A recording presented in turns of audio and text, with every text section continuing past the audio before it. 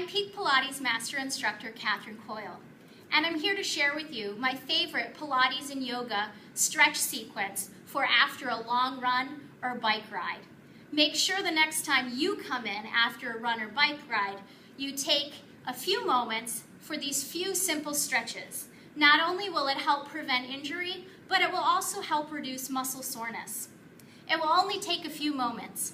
If you're a little tighter, you might wish to have yoga blocks, some books, or anything with you at home that you can use to place your hands on.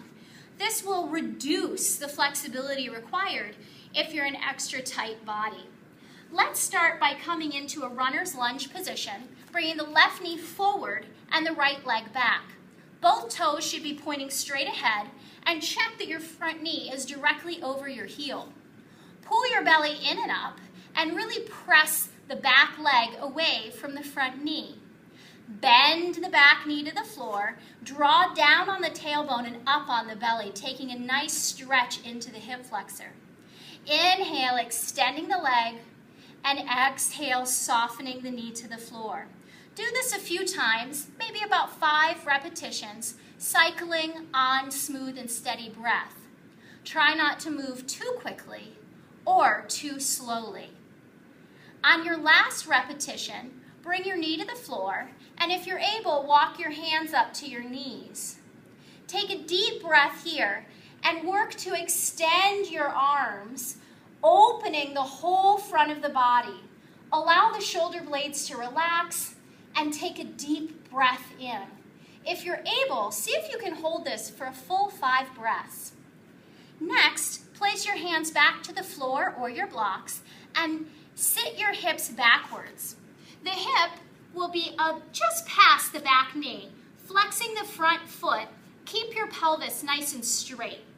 Bend your front knee and come back to that low lunge position, stretching the hip flexor, and pull backwards, flexing the foot, stretching the calf and the hamstring. Inhale to come forward, and exhale, pull back, pulling all 5 toes towards your belly button, and bend.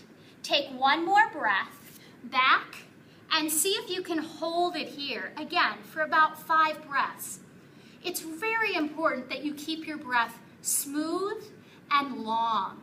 So if this is too much for you, bring your blocks in to lift yourself up.